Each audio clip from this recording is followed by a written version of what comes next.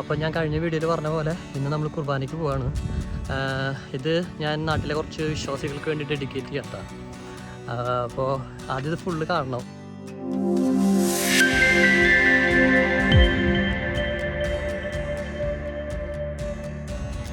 ഇവിടെ ഒരു എല്ലായിടത്തും പള്ളികളുണ്ട്, ഇഷ്ടം പോലെ പള്ളികളുണ്ട്. ഞങ്ങൾ സ്ഥിരമായിട്ട് പോണ പള്ളി ഇവിടെ അടുത്തുള്ള ഞാൻ കാണിച്ചു തരാം. ഈ പള്ളിയാണോ? പക്ഷേ ഈ പള്ളിയിലേക്കല്ല നമ്മൾ പോകുന്നത്. ഇവിടെ പണ്ടുള്ള ആൾക്കാർ ഇവരുടെ സാമ്പത്തിക സ്ഥിതിയും അവരൊരു പ്രൗഢിയും കാണിക്കാൻ വേണ്ടിയിട്ടാണ് ഇത്രയും വലിയ പള്ളികളൊക്കെ പണിയാണ്. അപ്പോൾ ഓരോ സ്ഥലത്തിനും അതിൻ്റേതായ ലാൻഡ് മാർക്കുകളുണ്ടാവും.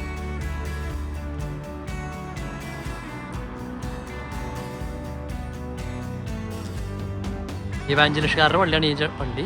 നമ്മൾ പോകുന്ന പള്ളി ഇതിൻ്റെ അപ്പുറത്തുള്ള പള്ളിയാണ്. ഈ കാണുന്നതാണ് നമ്മുടെ സ്ഥിരം ജർമ്മൻ കുർബാനയുള്ള പള്ളി.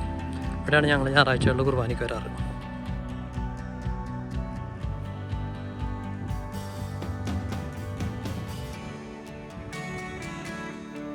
അങ്ങനെ നമുക്ക് അകത്തേക്ക് കിടക്കാം. ഇതാണ് ഫ്രണ്ട് ഭാഗം.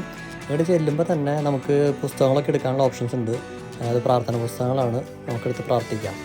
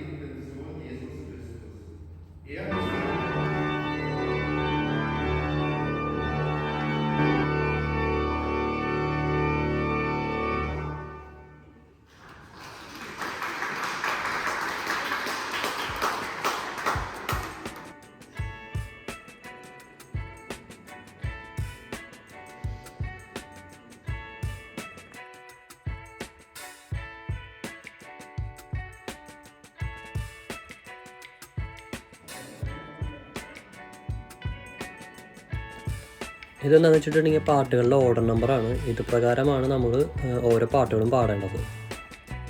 ഇത് അന്നാമ്പെള്ളാണ്, പുറത്താണ് വെച്ചിരിക്കുന്നത്. ആർക്ക് വേണമെങ്കിലും എടുക്കാമെന്ന് തോന്നുന്നു.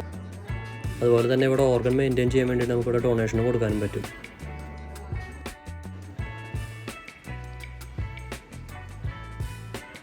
ഇത് നമ്മുടെ നാട്ടിലുള്ള പോലെയൊക്കെ തന്നെ നോട്ടീസ് ബോർഡാണ്, എല്ലാ വിവരങ്ങൾ അറിയാൻ വേണ്ടിയിട്ടുള്ള എല്ലാ സെറ്റപ്പും. കുഞ്ഞു കുട്ടികൾക്ക് വേണ്ടിയിട്ടുള്ള കഥാപുസ്തകങ്ങളും ഇവിടെ ഒരുക്കിയിട്ടുണ്ട്. അപ്പോൾ അവരത് നോക്കിയിരുന്നോളും, വലിയ ബഹളമൊന്നും ഉണ്ടാക്കില്ല. അപ്പോൾ നമ്മൾ കുർബാന ഏകദേശം കണ്ടു കഴിഞ്ഞു. നമുക്കിനി പറയാനുള്ളത്, ആദ്യം തന്നെ പറയാനുള്ളത്, ഇപ്പോൾ നമ്മുടെ ഗായക സംഘമൊക്കെ പാട്ട് പാടി കഴിഞ്ഞാൽ അവസാനം ഒരു പാട്ടൊക്കെ പാടും കുർബാന കഴിഞ്ഞിട്ട്. നമ്മൾ ആരെങ്കിലും ക്ലാപ്പ് ചെയ്യാറുണ്ടോ? അവർ അപ്രിഷ്യേറ്റ് ചെയ്യാറുണ്ടോ? ആരുമില്ല. ഇവിടെ അങ്ങനെ ഒരു ഇതുണ്ട്. ഇവിടെ വന്നപ്പോൾ ഞങ്ങൾ ആദ്യമായിട്ട് കണ്ടപ്പോൾ ഞങ്ങൾക്കൊരു ശരിക്കത് സന്തോഷമായിട്ട് തോന്നി. കാരണം ഇത്രയ്ക്കും അപ്രിഷ്യേറ്റ് ചെയ്യുന്ന ഒരു ടീമിനെ ഞാൻ ആദ്യമായിട്ടാണ് കാണുന്നത്. പിന്നെ അതിൽ എടുത്തു പറയേണ്ട ഒരു കാര്യം എന്ന് വെച്ചിട്ടുണ്ടെങ്കിൽ പിള്ളേരുടെ കുറച്ച് കഴിവുകളൊക്കെ അവർ ആൾക്കാരെയും തന്നെ സെറ്റ് ചെയ്ത് വെച്ചിട്ടുണ്ട്. അതെന്ന് വെച്ചിട്ടുണ്ടെങ്കിൽ അത്രയ്ക്കും അവരുടെ ഒരു കഴിവിനെ പ്രോത്സാഹിപ്പിക്കുക എന്നൊക്കെ പറയില്ല, അതാണ് സംഭവം. അത് തരവേ മാത്രമല്ല, കൂടുതലുള്ള വർക്കുകളൊക്കെ അവർ സൈഡിലും ഇതുപോലെ സെറ്റ് ചെയ്ത് വെച്ചിട്ടുണ്ട്.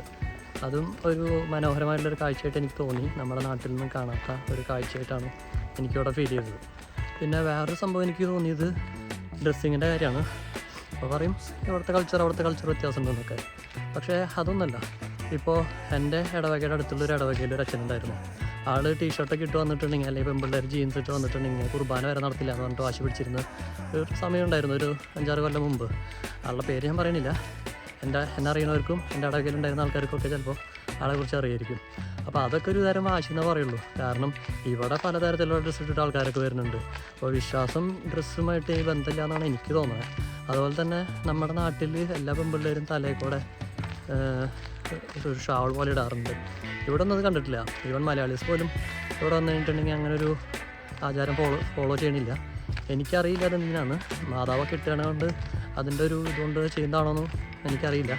പക്ഷേ ഇവിടെ കണ്ടിട്ടില്ല. അതുപോലെ തന്നെ ആയിരുന്നു എൻ്റെ ഇടവകയിലൊക്കെ ഒരു ഫ്ലാഷ് മോബ് പണ്ട് ഒരു 8 കൊല്ലം മുമ്പ് നടത്തിയപ്പോൾ പെൺപിള്ളേരായിരുന്നു ഡാൻസ് കളിച്ചിരുന്നത്. അപ്പോൾ അവർ ജീൻസൊക്കെ ഇട്ടിട്ട് കളിച്ചപ്പോൾ അന്ന് കുറച്ച് നാട്ടുകാരൊക്കെ വന്ന് മൂല്യച്യൂതി പ്രോബ്ലംസ് എന്നൊക്കെ പറഞ്ഞിട്ട് കുറേ ഇഷ്യൂസൊക്കെ ഉണ്ടാക്കിയിട്ടുണ്ടായിരുന്നു. അപ്പോൾ എനിക്ക് വിശ്വാസികളോട് പറയാനുള്ളത്, വിശ്വാസം എന്ന് പറയുന്നത് ഡ്രസ്സുമായിട്ട് ബന്ധപ്പെട്ടായിട്ട് എനിക്ക് തോന്നിയിട്ടില്ല. മാന്യമായിട്ട് വസ്ത്രധാരണം അത് ഓക്കെ, ശരി തന്നെയാണ്.